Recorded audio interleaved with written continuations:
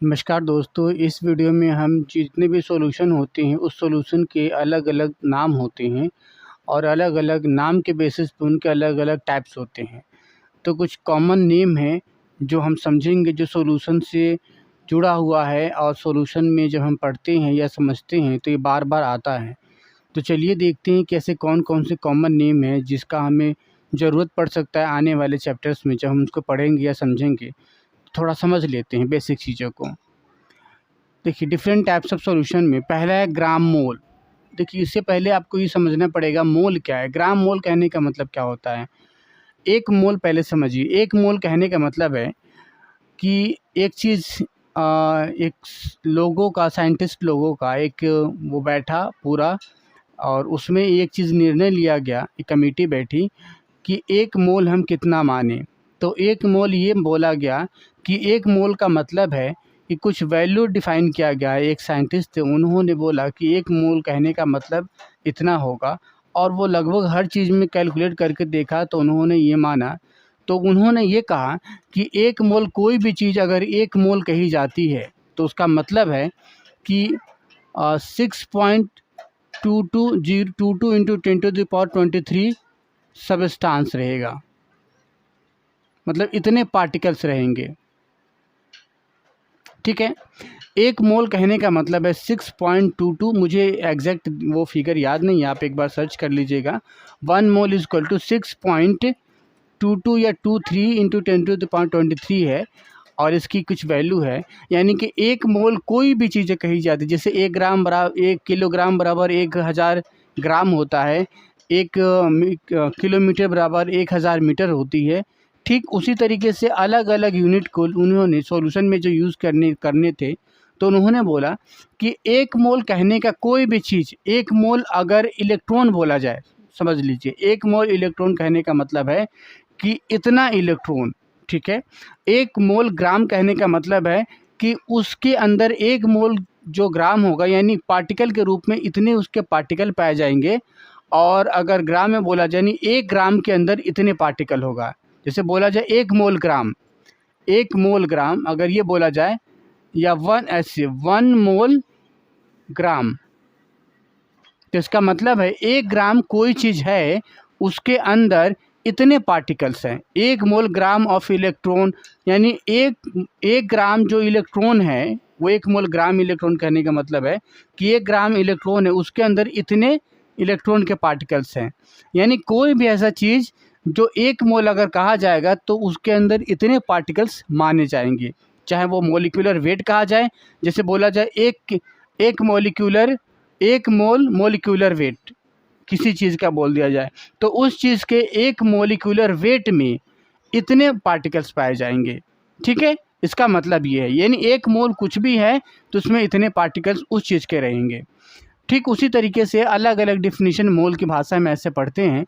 ग्राम मोल कहने का मतलब क्या है, molecular weight express in gram is called gram mole. यानी कि जो मोलिकुलर वेट है जब वो ग्राम में एक्सप्रेस किया जाता है तब उसको हम ग्राम मोल के नाम से जानते हैं, जिसमें इस तरह से डिफिनीशन दे रखा है। मोलर सॉल्यूशन नेक्स्ट है मोलर सॉल्यूशन। मोलर सॉल्यूशन कहने का मतलब है a molar solution is that solution in which contain are gram molecular weight. यानी कि एक ऐसा सॉल्यूशन जिसमें जो कंटेंट जो मिल रहा है वो ग्राम मोलिकुलर वेट के रूप में हो of solute in kilogram of solvent.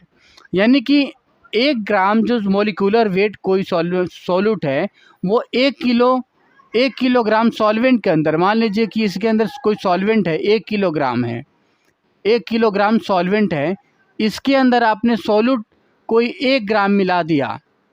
ठीक है, और 1 ग्राम सॉल्यूट मिलाया आपने, ये सॉल्यूट है और इसके अंदर ये जो सॉल्वेंट है ये है 1 kg। यानी 1 kg सॉल्वेंट के अंदर जितना आपने एक ग्राम सॉल्यूट मिलाया और उसका जो भी मॉलिक्यूलर वेट था 1 ग्राम सॉल्यूट का, वही चीज़ कहलाएगा मोलर सॉल्यूशन। या सिंपल बात इसको ये समझिए कि 1 किलोग्राम सॉल्वेंट में कितना 1 ग्राम अगर सॉल्यूट मिल रहा है तो उसको हम बोलेंगे मोलर सॉल्यूशन। ठीक है, नेक्स्ट ठीक उसी तरीके से अगर ये सॉल्वेंट लिक्विड मतलब सॉलिड के स्टेट में जैसे कि अगर ना हो के लिक्विड स्टेट में हो तब हम इसको मोलर सॉल्यूशन बोलेंगे, मोलल। जैसे देखिए, the solution which contain 1 gram molecular weight of solute present in 1 litre of solution, यानी कि यही जब लीटर में हो यानी कि लिक्विड स्टेट में हो, 1 लीटर सॉल्वेंट में, सॉल्वेंट 1 लीटर हो, 1 लीटर सॉल्वेंट में 1 ग्राम अगर आपने सॉल्यूट मिला दिया है और उस 1 ग्राम सॉल्यूट का जो मॉलिक्यूलर वेट, जो इसका मॉलिक्यूलर वेट हो 1 ग्राम मॉलिक्यूलर वेट हो, तो इस केसेस में इसको बोलते हैं मोलर सॉल्यूशन। ठीक है। फिर है नॉर्मल सॉल्यूशन। नॉर्मल सॉल्यूशन कहने का मतलब है the solution which contain 1 gram equivalent weight of a solute present in 1 litre of solution, यानी 1 लीटर वही सॉल्यूशन के अंदर, 1 लीटर सॉल्वेंट के अंदर कि 1 ग्राम अगर सॉल्यूट प्रेजेंट है जो इक्विवेलेंट वेट के बराबर है, तो उसको हम नॉर्मल सॉल्यूशन बोलते हैं। स्टैंडर्ड सॉल्यूशन कहने का मतलब है it is a solution in which relative strength and concentration of solute and solvent are known, यानी कि जिसके कंसंट्रेशन यानी कि उसमें वही सैचुरेशन देखेंगे। कंसंट्रेशन कहने का, कंसंट्रेशन का दूसरा नाम है सैचुरेशन, यानी कि ए solution in which the relative strength, यानी सॉल्यूट और सॉल्वेंट के बीच में जो रिलेटिव स्ट्रेंथ अगर आप देखें कि सॉल्वेंट के मुकाबले में सॉल्यूट कितना आपने डाला है, and concentration of solute and solvent are known as standard solution. ठीक है।